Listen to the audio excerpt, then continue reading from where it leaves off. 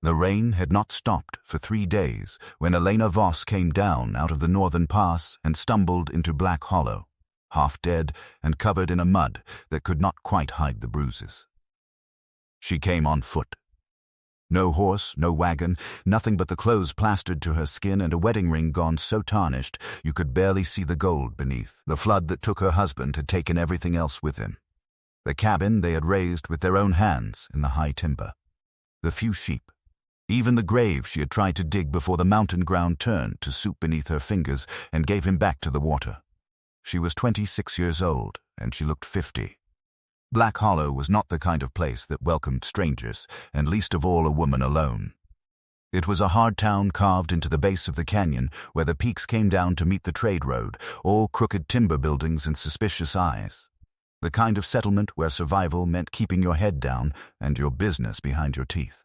The men who ran it were hard, and the women were harder, and nobody in it gave a damn about your story unless it came with cattle or coin. 3 days from now, a man would offer her a way out of that town that no sane woman would take, and she would take it. But to understand how a beaten widow came to marry the most feared man in the high country, you have to start with the dirt she was lying in. She made it as far as the general store before her legs quit. She woke in a back room that smelled of tobacco and mildew, on a cot, under a thin blanket somebody had thrown over her, more out of habit than kindness. A woman 10 years older sat in the corner with her arms crossed, watching her the way you watch a stray dog that might have the madness in it. "You got people here?" the woman asked. Elena's throat was too dry to make words. She shook her head. "Money?" Another shake. The woman stood and brushed off her skirt. "Then you can't stay. We got trouble enough without feeding charity." "I can work," Elena said, and her voice came out like gravel dragged over stone. "Anything, cleaning, cooking, mending, you can barely stand. I'll get stronger." The woman studied her a long moment, and Elena saw the thing she had learned to dread, that flicker of pity that always came just before the door closed. Pity did not feed you. Pity did not keep the cold off. "There's a boarding house 2 streets down," the woman finally said. "Widow Garrett runs it. Tell her Sarah sent you. She might have work." Elena tried to stand, swayed, caught the wall. The woman did not help, just watched her limp to the door, every step an argument between her body and her will over whether the going was worth it. The boarding house leaned to the left like it wanted to escape its own foundation. The woman who answered the door had all the warmth of a first frost. "Sarah sent me," Elena said. "I need work. You look half dead." "I'm stronger than I look," the widow snorted. "Everyone says that." But she needed hands for the wash, and hands were hands. $2 a week and meals. Sleep in the cellar. Elena took it before the offer could cool. The cellar had a ceiling so low she had to duck, a cot, a bucket, and one small barred window that let in just enough gray light to show the mold on the stones. But it was a roof. Out here, a roof was not a small thing. The work was brutal. The boarding house took in cattlemen and drifters and furmen come down off the high traps to sell their winter, which meant endless laundry, endless cooking, endless floors. Elena scrubbed until her knuckles split and hauled water until her shoulders screamed. The other 2 women who worked there, sisters named Mary and Ruth, kept their distance and would not hold her eyes for long, and by the end of the first week she understood why. The rumors had already started. She caught them in pieces, whispers that cut off when she came into a room. The widow who showed up the same week the McCormick stock started dying. The stranger covered in bruises who dragged bad luck behind her like a coat. The cursed woman who most likely killed her own man and ran before anyone could prove it. It did not matter that none of it was true. A sick animal had passed its fever through McCormick's herd, and anyone with eyes could see it. But Elena had come the same week, and in a town like Black Hollow, the truth was only ever whichever story stuck first. When McCormick's barn burned 2 days later, she saw how they looked at her in the street, saw the mothers pull their children in close. The first real trouble came on a Saturday. She was carrying a basket of wash back from the creek when 3 men blocked the path. She knew one of them, a hand named Porter who lodged at the boarding house when he had coin, always drunk, always hunting for someone smaller to bleed his troubles onto. Well, Porter said, grinning through the gaps in his teeth. If it ain't the witch herself. She tried to step around. He moved with her. My cousin lost half his cattle this month, he said, whiskey hot on her face. You know anything about that? I don't want trouble. Too late for that. He shoved her. Not hard enough to drop her, just enough to tip the basket. His friends laughed. One kicked it over, scattering clean sheets in the mud. Alina knelt to gather them, and Porter kicked dirt in her face, and then his boot found her ribs. Not a full blow, just a tap, the casual kind men like Porter handed out for sport. She went down curled around the hurt. That's where you belong, Porter said. In the dirt with the rest of the garbage. They walked off, laughing. Alina lay a long while tasting blood and mud, then got up, gathered the sheets, and washed them again in silence, while Mary and Ruth pretended not to see the bruises rising on her face. Over the next 2 weeks, she was tripped in the street, stoned by children, refused at the butcher's. Someone poured rancid milk over her wash. Someone smashed her cellar window in the night. The thing about being made a town scapegoat is that it hands everyone permission. Every misfortune, every petty grievance got laid at her feet until she was not a person anymore. Only a story people told to feel better about their own hard lives. She thought about leaving. Thought about it every night in that moldy cellar, counting her few coins, measuring the miles of hard mountain country on every side. Without a horse, without supplies, she would die in the high passes before she reached another settlement. So she stayed, and endured, and waited for something to change. The change came at the end of August, on the day of the stock and fur auction, the biggest day on Black Hollow's calendar. Ranchers and traders and furmen poured in off the high country, and the main street turned to a churning market of penned cattle and shouted bids and whiskey deals. Elena had been sent to carry clean linens to the visiting men lodging at the house, her arms full of folded sheets as she tried to thread the crowd. She did not see Porter until it was too late. He was drunk, drunker than usual, red-faced and mean as he stumbled out of the saloon with 2 friends, and his eyes lit up when they found her. "Look who it is," he shouted, loud enough for half the street. The Black Hollow curse herself. Heads turned. He stepped into her path. "Where you going, witch? Off to hex the cattle? Please, I'm only trying to work. You're trying to rot this town is what you're doing." He tore the linens from her arms and threw them in the mud. When she bent for them, he shoved her with real force, and she went sprawling, the wind knocked clean out of her. The whole street went quiet. Dozens of faces turned to watch, and not one of them moved to help. Porter stood over her, grinning. "Stay down where you belong." And something in Elena that had been bending and bending for months finally reached the place where it did not bend anymore. She looked up at him through the hair fallen across her face, and for the first time since she came to that town she felt something other than fear. She felt a clean, cold rage, sharp as a skinning knife. Porter must have seen it, because his grin faltered. Then a voice cut the silence like an axe through green wood. "That's enough." Every head turned. A man was coming through the crowd, and the crowd stepped back to let him without being asked. He was tall and broad through the shoulders, and he did not look like the townmen around him. He wore the high country on him, a long coat of heavy dark fur over hide and wool, a wide hat pulled low, his hair long and dark to his collar, a beard cut close over a hard-weathered jaw. He looked like the mountains had raised him and only lent him to the town for the day. But the fur was fine, the coat well made, silver at the buttons, and every man in that street knew him. And every man made room. Porter straightened, his swagger crawling back. "This ain't your business, Hale. You're making a scene at my auction," the man said. Quiet, almost friendly. And something in the quiet of it made the hair stand on Elena's arms. "That makes it mine." She's half your size and you put her in the mud in front of 100 people. You want a medal?" The crowd was dead silent. Porter looked around and found the room had turned from audience to jury. "Everyone knows what she is," he tried. "What she is," Hale said, stepping closer, his voice going colder without going louder, "is a woman on the ground, and you standing over her proud of it. That, what your daddy taught you?" His hand rested easy near the pistol at his belt, not touching, only near. "My rules in this valley say you don't strike a woman in my sight.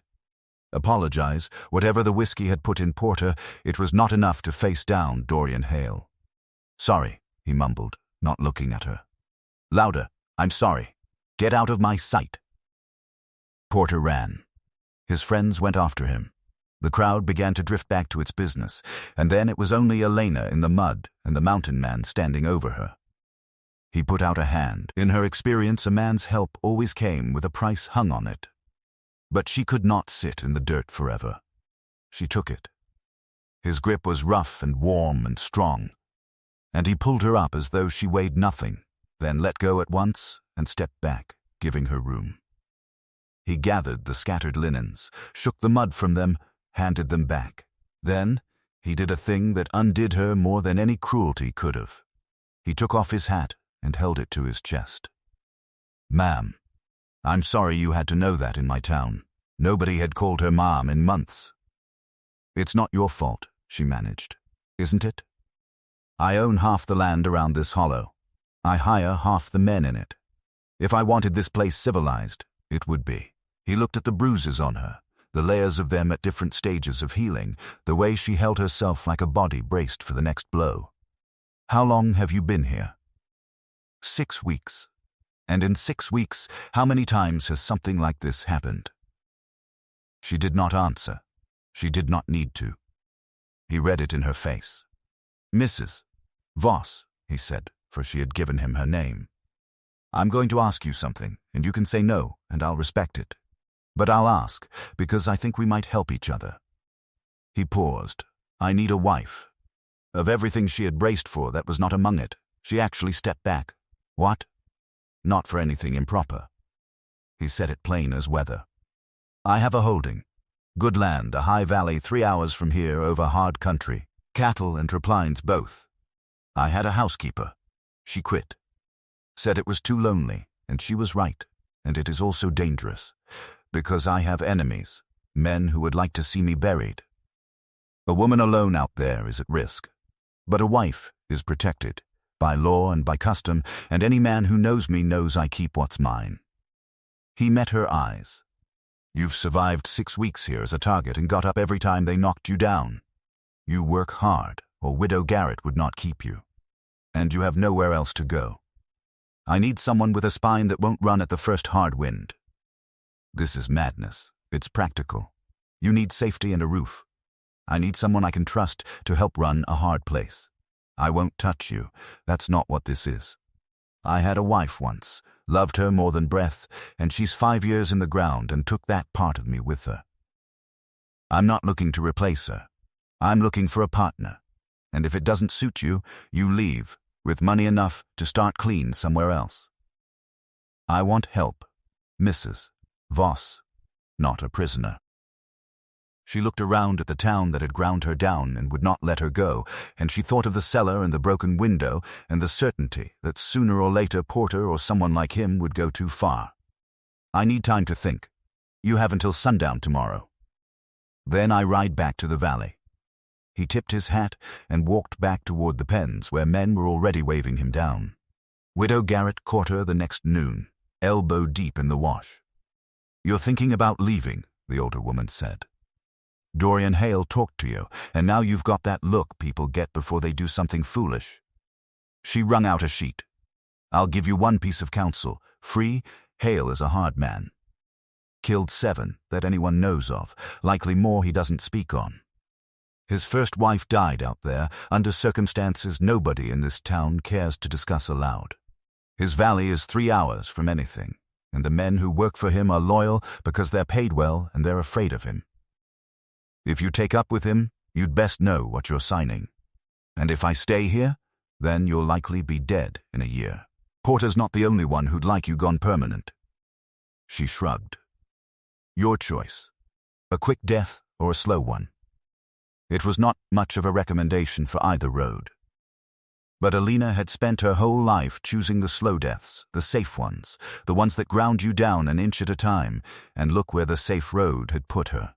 A cellar with a broken window and a boot print on her ribs. She lay awake in the cellar that night and turned it over. The smart answer was no. You did not marry strange men.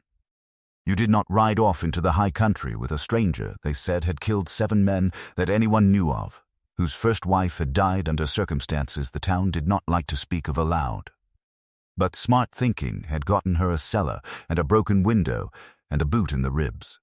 She thought of her husband, who had been kind and had drowned anyway, and how kindness had not saved him or her or done a single thing but leave her alone in a world that ate the soft ones for breakfast.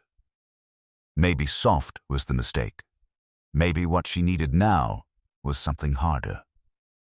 She found Hale the next evening at the hotel where the visiting men lodged, in a private room where he did business. "Why me?" she asked. "You could marry a woman from a good family. Good families come with politics and obligations I don't want. I want someone who understands that life is hard and doesn't need protecting from it." He watched her. "What happened to your first wife?" His face did not change, but something moved behind his eyes. "Childbed. The baby didn't live either. We were too far from a doctor, and by the time I saw how bad it had gone, it was too late. I loved her. I wasn't a good husband, but I loved her, and her dying is on me, for bringing her out to that valley." The honesty of it caught Elena off her guard. She had expected excuses. "And you'd bring another woman out to the same," she said. "No, I'd be honest about what that life is, and let her choose it with open eyes. You've been ground down by this town. I've been ground down by guilt. Maybe we're both broken enough to be practical with each other." It was the least romantic thing anyone had ever said to her, and somehow that made it the most believable. "If I say yes," she said slowly, "and you turn out to want something I won't give, then you kill me," he said simply. "I'll teach you to shoot and teach you the land. If I cross that line, put a ball in me and ride for the marshal 3 counties over and tell him I attacked you. Half the territory would throw a feast. I'm not a good man, Mrs. Voss, but I keep my word." "All right," she said. "I'll do it." They were married at dawn by a traveling preacher who asked nothing and cared less. It took 10 minutes. She wore the same torn dress she had worn for weeks. Hale wore his dark furs. The only witnesses were the hotel clerk and a dog asleep in the corner. Her whole life fit in a smaller space than a sack of flour, a spare shift, a brush with half its teeth, and her husband's tarnished wedding ring, which she carried in her apron and could not yet bring herself to leave behind. They walked out into the early light where a loaded wagon and 2 horses waited, and she looked back at Black Hollow one last time. The town paid the leaving no mind at all. She turned west, into country she had never seen, and for the first time in months she felt something almost like relief. The land grew rough fast, the gentle slopes giving way to red rock and dry creek beds, and then climbing, the air thinning to a knife's edge as they went up. Hale drove in a quiet that was not uncomfortable, just 2 strangers learning the shape of a new thing. After 2 hours they crested a rise, and she saw it. The valley opened below like something out of a painting. A green basin cut between canyon walls with a river glittering down its spine, buildings clustered at one end, cattle scattered over the grass, and beyond it all the blue and distant peaks with snow already on their shoulders, though it was not yet September. It was beautiful. It was the most remote place she had ever seen. "Welcome home," Hale said. 3 men waited by the house. The oldest was weathered brown as saddle leather, watching them come with the eyes of a hawk. Burr, an old trapper whose knees had given out, kept on more from mercy than need, though no one said so. The younger man with his arms crossed was Miguel, 10 years with Hale, a widower himself. The boy, barely more than a boy, was Carlos, Miguel's sister's son. "This is my wife, Elena," Hale told them. She'll be running the household. Anything domestic, you take to her. Miguel studied her a long moment, then nodded slow. Welcome, Ciora, Burr spat and grunted something that might have been agreement. Carlos just stared. The house was larger than she'd expected. 2 stories with a wide porch, clean but sparse, the domain of men who cared about function and nothing else. Your room's upstairs, first door, Hale said, setting down her bag. I'm at the end of the hall. There's a bolt on your door. Use it if you want. I won't be offended. Then he was quiet a moment. You should know something. Since it's your house now, too. He led her to a chest against the wall of the main room and lifted the lid. Inside, folded careful on top, was a baby's quilt, half finished, the needle still threaded through the last stitch where a hand had set it down and never taken it up again. The wool was soft blue, the pattern of pines and stars. Catherine was making it, he said. For the one that came too early and killed her. I can't finish it. I can't burn it. It just stays there. He closed the lid. I don't touch it. I'd ask you not to either. Elena thought of the tarnished ring in her apron, the last thing of a man the water had taken, that she could not leave behind and could not look at long. I understand, she said. And she did. She was learning, 2 people each carrying the last thing of someone the world had taken, each keeping it in a chest they could not open. The first week was harder than she'd expected, and she had expected it to be hard. The house had the particular neglect of men living alone, dust in the corners, grease-wiped but not cleaned, windows unwashed in years. She threw herself at it like penance, scrubbing from before dawn until her hands cramped. Hale watched with an expression she couldn't read. You don't have to do it all at once, he said on the 3rd day. I need to feel useful, she answered, and he nodded and left her to it. That was a thing she learned about him. He did not push. He watched and adjusted, like a man reading weather. The hands kept their distance at first, and she did not blame them. Then on the 5th morning she made biscuits, only because she had flour that wanted using, and set them warm on the table, and Miguel bit into one and his brows went up. These are good. Burr took 3 without a word. The next dawn Miguel knocked at the kitchen door, hat in hand, and confessed that the boss made coffee like river mud, and with the Ciora, perhaps. And after that she made the coffee every morning. Strong and black the way working men need it, and the hands started coming to breakfast instead of grabbing food and vanishing, and sitting, and talking, trading the small troubles of a working valley.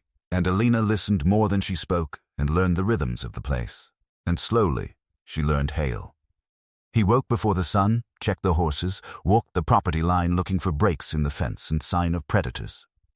He worked alongside his men and never asked a thing of them he wouldn't do himself. He was quiet, and when he spoke, people listened, because he never spent words on things that didn't matter. And he was deeply, wholly alone.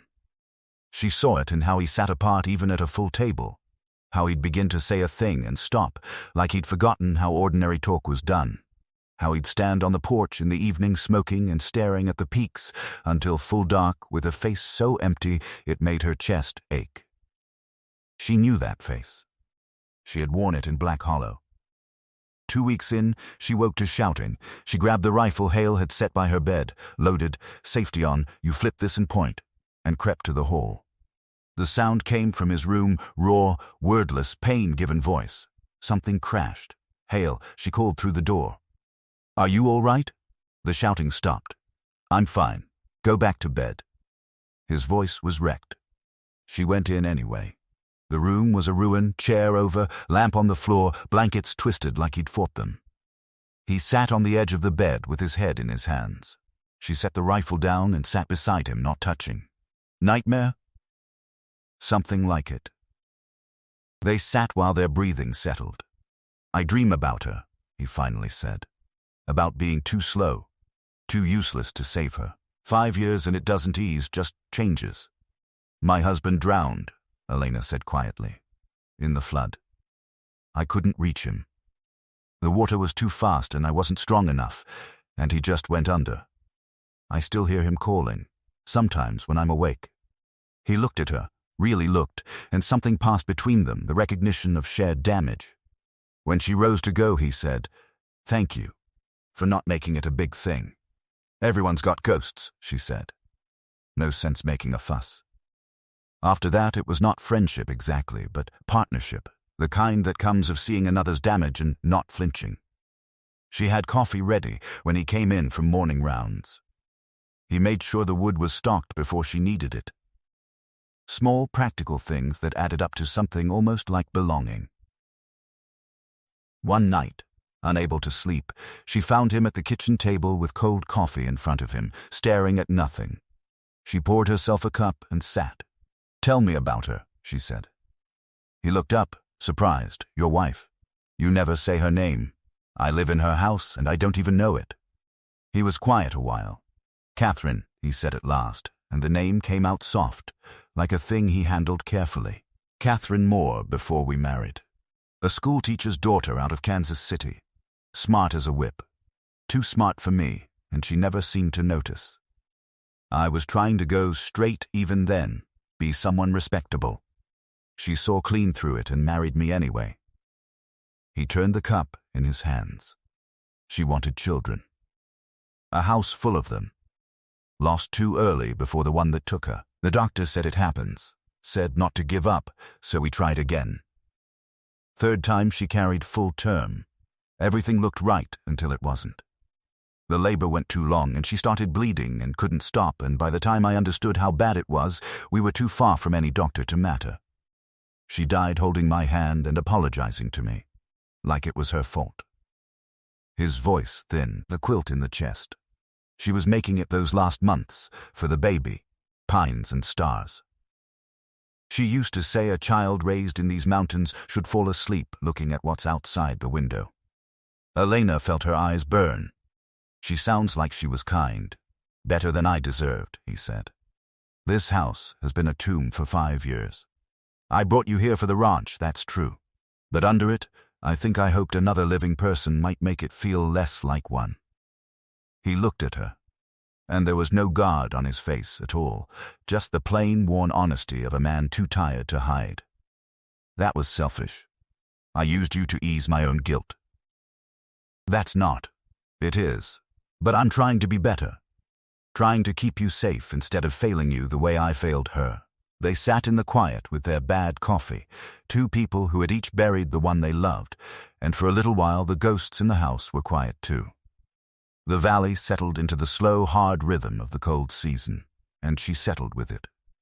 She learned to read the sky the way the men did, to know when a storm was coming by the way the horses hoarded and the smoke lay flat. She helped Miguel doctor a sick calf, holding the animal still while he cleaned an infected hoof. She mended the tears in Carlos's shirts and pretended not to see him blush his thanks. She got Burr to crack something near a smile the day she made cornbread the way he'd once mentioned his mother made it. And the old trapper started telling her stories then, of the high traplins and the winters that killed men, and how Hale had hired him out of pity when his knees quit and never once said so. She learned the men, and the men learned her, and one evening she realized she had not thought of Black Hollow in a week. And the not thinking felt like a wound beginning, at last, to close. Then, on a morning walking the fence, she found the crow. It was nailed to the post nearest the canyon trail, wings spread wide, eyes plucked out, and carved into the wood beneath it 3 words, "Remember your debts." She went and found Hale in the barn. His face went flat and hard when he saw it. He pulled the crow down and threw it in the brush. "Old business," he said. "Men I thought had forgotten me. I wasn't always a rancher, Elena. I ran with a crew out of Denver once. We took things. Some worse. Most of them died in a shootout with marshals, and I got away and came out here and tried to build something clean. But the man who ran that crew, Silas Creed, he lived, spent 2 years in a cell. And he thinks I owe him. For the men who died. For walking away. How much does he think you owe? Everything. The ranch, the cattle, my life, likely." He looked at her. "This is what I meant by enemies. If you want to leave..." "I'm not leaving," she said, harder than she meant. I've been run out of one place already. Not again. Over the next week he turned the valley into something near a fort. Fences checked, cattle moved close, every gun cleaned and loaded and its place made known. And he began to teach her to shoot. They went out past the barn each afternoon, and he set up bottles and cans, and she learned the weight of the rifle and the way the barrel pulled if you didn't answer it. Don't think of it as shooting a man, he said, reading her hesitation. Think of it as surviving. You're not a killer, Elena, but you need to be willing, if it comes down to you or them. Her shoulder bruised and her aim was poor, and slowly it steadied, and somewhere in the bang and the kick something in her began to harden too, and it felt strange, and it felt necessary. I don't know if I can, she said one afternoon, lowering the rifle. Shoot a person. You can, Hale said. You just haven't needed to yet. He reached over and corrected her grip, his hands rough and sure. Everyone has that moment. When you understand it's your life or theirs and there's no ground in between. When it comes, you'll do what needs doing. I know you will. How do you know? Because you're still standing. Because they tried their damnedest to break you in that town and you didn't break.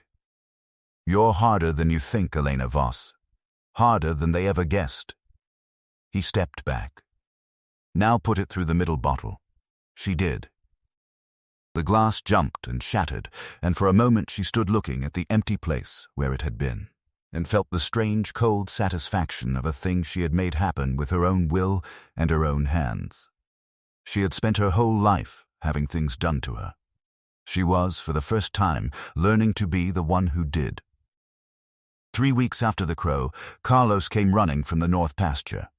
Riders, 6 of them, coming fast. Hale was already on the porch, rifle in hand. It's them. Elena. Upstairs, front window. If it starts, pick your targets. I'm not hiding. I'm not asking you to. I'm asking you to cover us from high ground. That's tactics, not cowardice. She went up and set the rifle on the sill. 6 riders came down the trail and stopped 30 feet from the house, and the man at their head was tall and lean, with a scar from temple to jaw and a smile that held no warmth. Dorian Hale. Been a long time. Not long enough. This is private land. You're not welcome. That's no way to greet an old friend. We were never friends. You were my boss, and I was fool enough to follow you, and then you got 7 good men killed because you wanted one more score when I told you it was a trap, and I got smart. Creed's smile widened.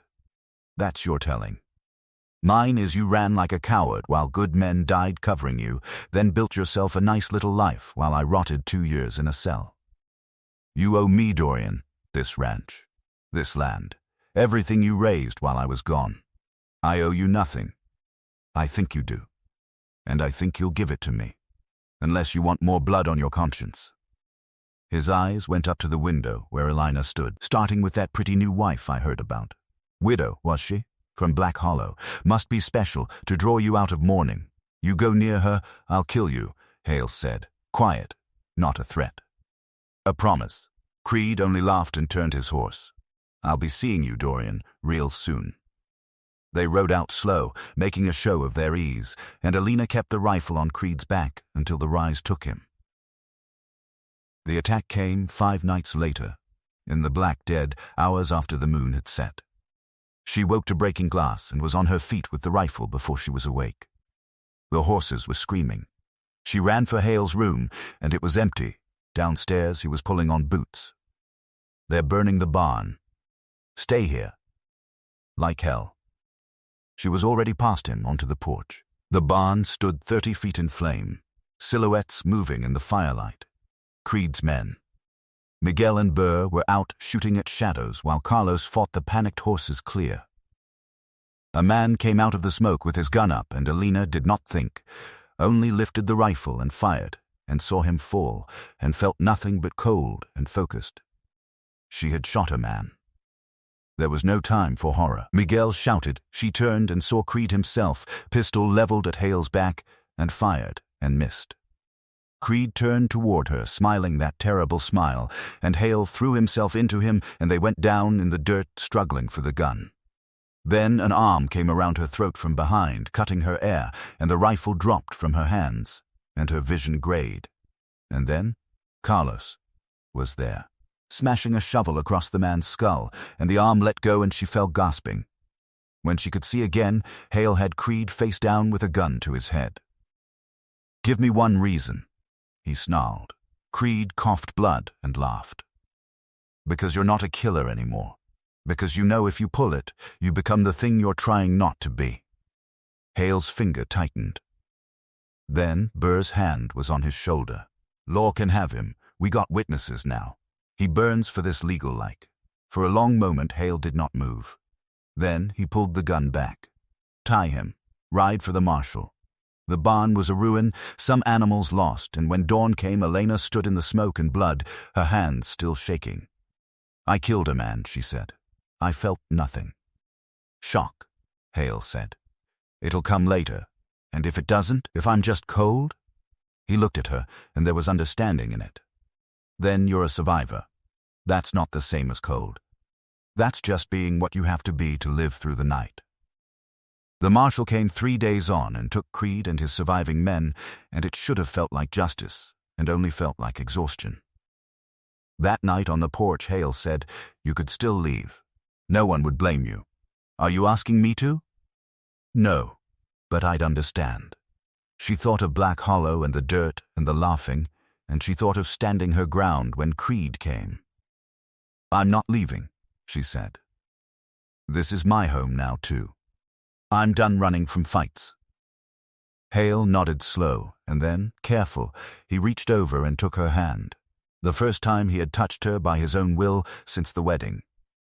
"Thank you," he said, "for staying. For being stronger than I gave you credit for." Winter came early to the high valley and hit like a fist. The first snow fell overnight, and by afternoon of the next storm the temperature had dropped past cruel, and the snow came in sheets. They drove the cattle to lower pasture in it, Alina working beside the men until her fingers went numb in her gloves, and when they came back she was putting the horses away when Carlos came slipping through the snow. "The boss. Something's wrong." They found Hale collapsed inside the door, shaking, his lips gone blue. He had felt the fever coming that morning and pushed through it, because that was what he did.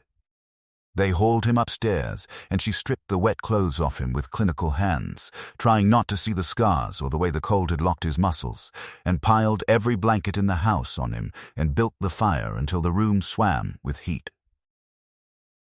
She sat the vigil. Near midnight his eyes opened, fever bright. "Catherine, no, it's Elena. You collapsed. You have a fever." He tried to sit and failed. "Can't be sick. Too much work." "The work waits." He looked at her with pupils blown wide. "You should go, before you take it too." "I'm staying." "Elena, don't argue. You can't win right now anyway." And despite it all, he almost smiled. Then his face went serious. "If I don't come through this, everything goes to you. The valley, the cattle, all of it. Papers are in my desk, already signed. You could sell it. Leave, start clean. I need you to know you were never trapped here." I made sure of it. Something cracked in her chest. She had known the arrangement was practical. She had not known he had built her a door out even in his own dying. "I don't want the valley without you in it," she said quietly. "You might not get the choice. Then I'll deal with it. But right now you'll shut up and rest and let me tend you." She stayed the night, changing the sweat-soaked sheets, keeping the fire high, and toward dawn the fever broke.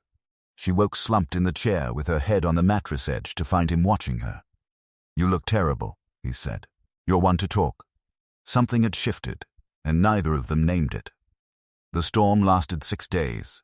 When it cleared, the valley lay white and strange, drifts to the rooflines, the trails erased. Hale mended slow, chafing at the rest she forced on him.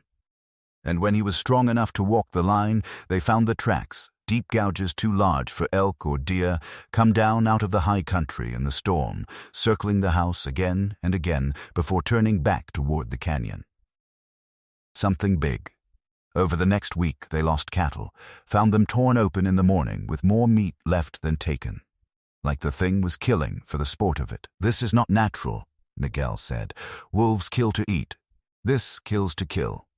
It took the weakest, avoided the patrols, always led back toward the high rocks. It's thinking, Burr said, and none of them liked it. Elena couldn't sleep. She went down one night and found Hale already on the porch. Something feels wrong, he said. They stood in a silence too complete.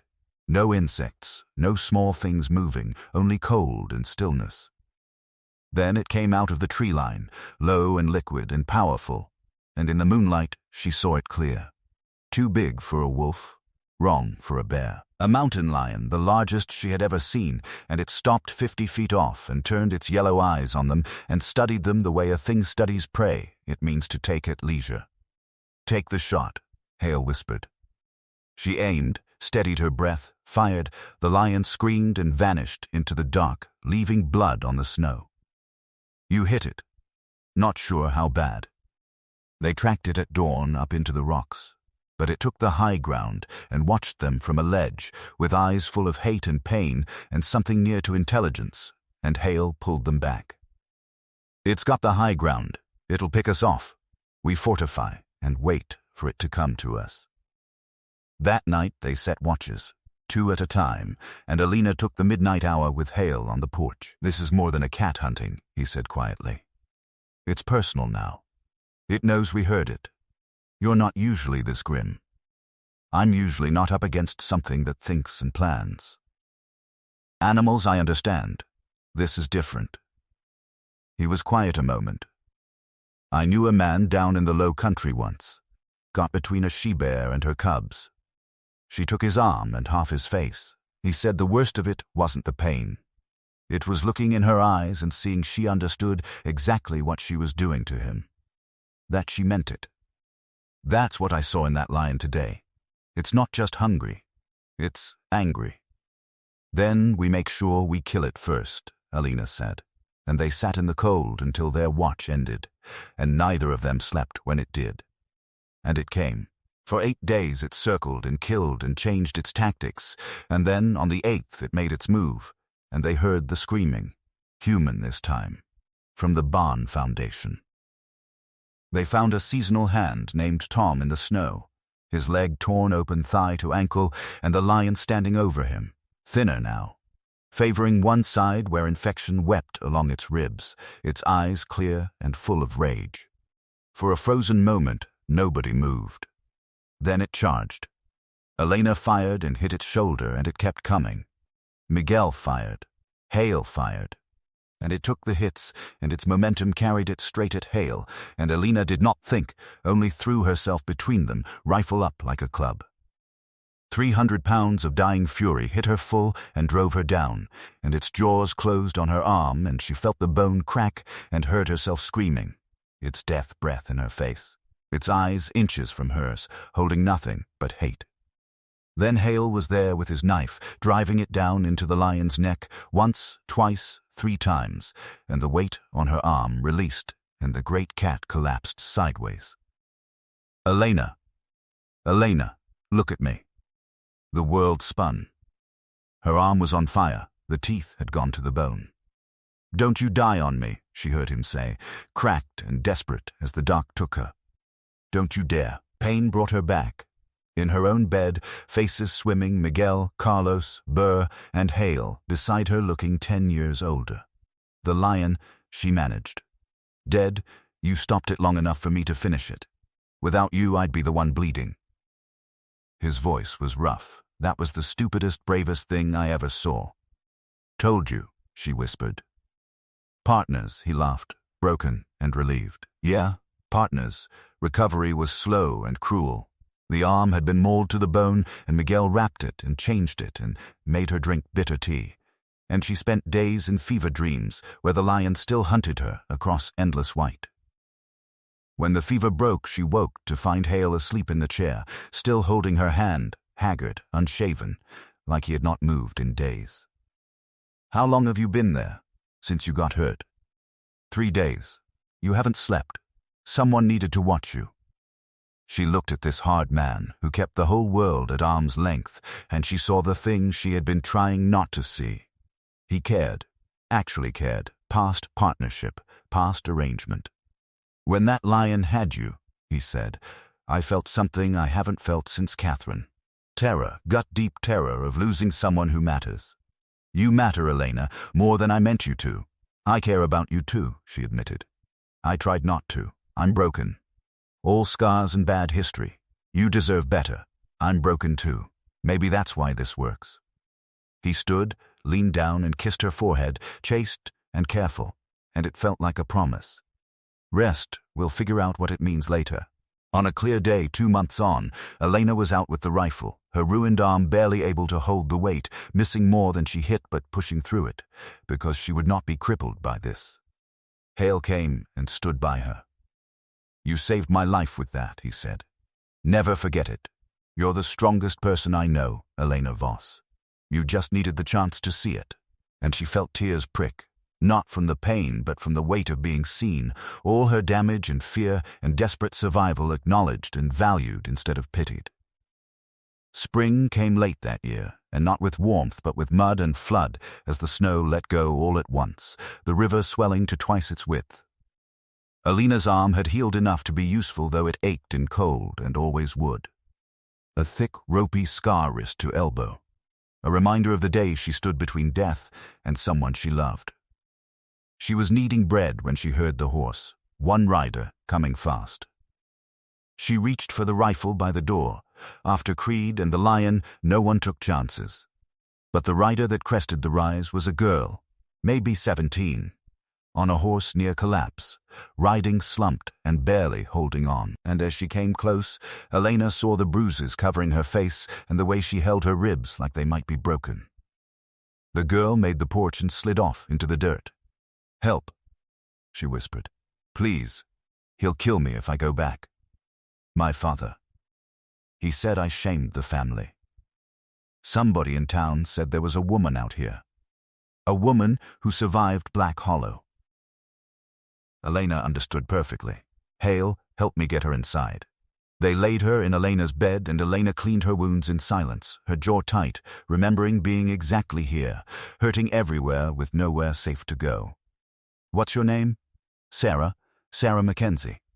You're safe here, Sarah. Nobody's going to hurt you. The girl wept. My father's not like other men. He's mean. And he has friends. They'll come for me. Let them come, Elena said. And her voice was flat and hard. They'll regret it. That night the wind came off the peaks cold, even for spring, and the girl shook under the thin sheet, still half in shock, and Elena stood a long moment at the chest against the wall. Then she lifted the lid and took out Catherine's half-finished quilt, the soft blue wool with its pines and stars, and she carried it to the bed and laid it over the shivering girl. Hale was in the doorway. He said nothing for a moment, looking at the quilt his dead wife had made for a child that never drew breath, now spread warm over a living girl who had been beaten near to death by her own blood. Catherine would have wanted it used, he said finally, and his voice was not quite steady. It shouldn't sit in a chest keeping no one warm. Neither should we. And Elena understood that something had shifted in him. Some long shut door had come open, the way it had begun to come open in her. She's staying, Elena told him downstairs, and it was not a question. I know, he said. This is the second person you've taken in. Second, counting yourself. You're building something, Elena, bigger than a ranch. Sarah healed slow. The flinching when a body moved too quick eased first, then the way she braced whenever a man raised his voice. She learned to work alongside Carlos, feeding the animals and mending fence, and Miguel taught her the small carpentry of a working place. And Burr, gentle with her in a way that surprised everyone, showed her which plants in the high meadow closed a wound and which brought a fever down. And Elena taught her to shoot. Why do I need this? Sarah asked, missing her 10th shot in a row, her hands trembling like the gun might turn on her. Because the world is full of men like your father, and the only thing they understand is strength meeting strength. You're never going to be big enough to fight them with your fists. But you can be dangerous enough with a rifle that they think twice. Scary means safe. Scary means they leave you be. I don't want to be scary. Yes, you do. You just don't know it yet. Elena stepped in behind her, steadied her arms, helped her breathe. Now shoot. The bottle shattered. I hit it, Sarah gasped. I actually hit it. Again, and by the end of that session the girl's hands did not shake, and her eyes held something new, something near to confidence. How do you know all this? She asked as they walked back. I didn't always, Alina said. I had to have everything taken from me before I learned how to take it back. You're learning faster than I did. You'll be all right. I want to be like you, not afraid of anything. Elena almost laughed. I'm afraid of plenty. I'm just more afraid of going back to who I was before. That's the fear that drives all the rest. A month on, the Mackenzie men came. 3 riders down the canyon trail, the father all bulk and rage, his son Mina looking beside him. Sarah went white. Go inside, Alina told her. Get the rifle. 2nd floor window, you know what to do. She walked to the porch steps and waited, and Hale came from the barn with Miguel and Carlos, and Burr appeared with a shotgun. Mackenzie swung down. I'm looking for my daughter. She belongs to me. Your daughter isn't property, Elena said. She's a person, and she's staying. The hell she is. I'm her father. Now bring her out before this gets ugly. It got ugly when you beat a girl so bad she rode 3 hours through hard country to get away from you. She's not going anywhere with you. Then Hale was beside her, rifle across his chest. I'm Dorian Hale. That's my wife you're threatening, on my land. Your daughter came here for shelter and we gave it. She's under our protection now. You don't touch her. You can leave peaceful and never come back, or you can force it and learn why men in 5 territories know my name.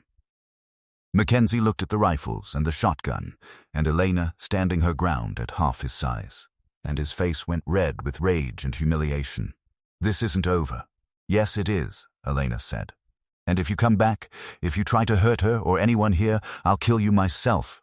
That's not a threat. Ask anyone in Black Hollow what happens to men who push me. Something in her voice made him pause. Then he mounted and rode out, the sun looking back with murder in his eyes. But they left. That was what mattered. Word spread. Within weeks, 2 more women came, a widow driven off her land by her dead husband's brothers, a girl of 15 fleeing a marriage arranged to a man 4 times her age. Each time Alina took them in, and each time Hale backed her without question, and the valley began to change from a cattle holding into something that did not yet have a name. They raised 2 more cabins that summer, and the women who stayed worked hard and learned the land and healed by degrees into something stronger. But not everyone was glad. Supplies came short or spoiled. Merchants ran out of stock when ranch women came to shop. And it built, the way a storm builds on the horizon. The confrontation came at the fall auction. Mackenzie at the head of a 6 ranchers. You're harboring runaways, he told Hale. Undermining the natural order. Send them back or we strangle your operation. We're most of the major outfits in this territory. You won't sell cattle, won't get supplies, won't get anything. Elena stepped forward before Hale could answer, and she raised her voice so the whole yard could hear it. Let me be plain about what you're saying. You're threatening us because we give shelter to women fleeing men who beat them. You're saying a man has the right to break his daughter's ribs, and we've no business interfering. How many of you have daughters? If yours came to you bleeding, would you send her back? The crowd murmured. Some looked angry, more looked at the ground, and then an older rancher named Jennings stepped out. My daughter left her husband last year because he broke her arm in 3 places. I sent her back because that's what a man's supposed to do. She died 2 months later. Fell down the stairs, they said. But I know what really happened. His voice cracked. I won't make that mistake again. Anyone needs shelter, the Hale Valley gives it. Spread that word. The silence after was heavy, and Mackenzie saw he had lost the yard, and his face went ugly. This isn't over. It never is with your kind, Elena said. Afterward, Jennings came to her with his hat in his hands. I want to thank you for saying what needed saying. If there's a way I can help, tell people, Elena said. Anyone who needs shelter has a place in our valley. We don't turn away folks seeking safety. That's how you help." He nodded, and he was as good as his word. 3 days later, his wagon came up the trail loaded with flour and salt and dried meat and blankets, enough to make a real difference through a hard season. "Consider it an investment," he said when she tried to refuse. "In a country where people help each other instead of looking away. My daughter died because I was a coward. I won't be one again." And other help followed, quiet and scattered. A farmer's sack of potatoes, a widow's preserved vegetables sent from 2 territories over. Not everyone on the frontier was of Mackenzie's mind. Not everyone believed a man's cruelty was his own private business. The valley filled. They came in 2s and 3s as the word spread, women mostly, and children, and now and again a man who'd been cast out for standing against cruelty in his own house. Meals became loud communal affairs, 8 and 9 and then a dozen around the long table, the talk and the laughter mixing with the business of eating, and the work got done faster with more hands. And the ones who'd arrived broken-heeled, by degrees, into something that could stand on its own. Sarah grew into her strength and became Elena's right hand, patient with the frightened, firm with the ones who'd forgotten how to hope. The little one, Lily, tiny and fierce, turned out to have the best aim of anyone but Elena herself. It stopped being Hale's ranch and became something else. Something without a name yet. A refuge. A place where survival was only the floor and not the ceiling. "You've made an army," Burr observed one evening, watching the women drill. "I've made survivors," Elena said. "There's a difference. Not sure the men coming will see it that way." He was likely right. But she had learned that you did not get to choose whether the storm came. You only got to choose whether you were ready to stand in it. The attack came on a moonless night in late winter. Fire on the south wall, breaking glass, men on horseback circling and firing to spread panic. Elena got the women and children to the barn and put the ones who could shoot at the windows. And the fight lasted an hour that felt like days. And when it broke, the attackers pulled back into the dark. And the house was gone. Collapsing in a shower of sparks, everything they had built burning. 2 people hurt, 1 bad, and winter not yet done. Elena stood in the smoking ruin of the kitchen where she had learned to belong, and something in her went to steel. "I'm going after them," she said. "That's suicide," Hale said. "If I don't stop them, they'll keep coming until everyone's dead. Then I'm coming with you. No, someone protects these people. That's you. If I don't come back, you take care of them. All of them. Promise me." And before he could argue further, she was gathering weapons and provisions, and Sarah found her in the barn. "Take me with you." "No, you have a future, and I won't spend it on revenge. If something happens to me, be strong for the others. Become the woman you're meant to be." She pulled the girl into one fierce hug. "I'm proud of who you've become." And she rode out into the frozen country without looking back. She tracked them 2 days, sleeping in short bursts, the rage cooling into something colder and more exact. She was not hunting out of fury anymore, but because it needed doing. Because these men had to learn that violence had a cost. She found their camp on the 2nd evening, tucked in a canyon, and waited for full dark, and moved. The first 2 she took quiet. Then the fire saw the bodies, and the chaos broke. Men firing blind into the dark, and she stayed low among the rocks and picked them off one and then another, a ball grazing her shoulder, another taking her boot heel. And then she was face to face with Mackenzie, both of them out of shot, knives drawn. He was bigger and stronger, and she was faster and had nothing left to lose. She went under his swing and drove her blade into his side, took a knee to the gut and a fist in her hair, and stabbed again, and he went down clutching himself, black in the firelight. She stood over him. "You could have left us alone. You chose this. You're a killer," he gasped. "A monster. Maybe, but I'm the monster that protects people from monsters, like you." She left him bleeding in the snow and walked away without looking back. The ride home took 3 days, and the wounds she'd ignored turned to fever, and she made it to the valley boundary before she went off the horse. She woke in a cot in one of the cabins, Hale beside her looking older than she'd ever seen him. The others? Dead. All of them. He nodded, like he'd known. She had killed men in cold blood and felt nothing when she did it, and the weight of that sat on her chest like a stone. What does that make me? Human, Hale said. Tired of being everyone's victim. That's not the same as a monster. A monster wouldn't ask the question. Spring came slow and hesitant, and they rebuilt, the whole community raising a new house together, bigger this time. Made to hold everyone, with separate rooms and shared spaces, a home that admitted they were a family now, blood or not. And on a cold night that spring, a family came up the trail half frozen.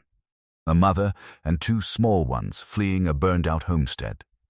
The smallest a baby blue, lipped with cold. Alina took the child and without a thought carried it to the hearth and wrapped it in Catherine's quilt. The pines and stars soft around the small living body, and Hale watched from the door, and this time he did not go still, he only came and knelt beside her and warmed the baby's hands in his own. That night, by the fire, Alina took the needle that had sat 5 years in the last stitch, and she finished the quilt. The pattern Catherine had begun, completed by another woman's hand, for a child neither of them had borne, but both of them had saved. Hale watched her tie the final knot and did not weep, because the men of the high country did not weep where others could see, but he put his rough hand over hers and held it, and that was the same thing.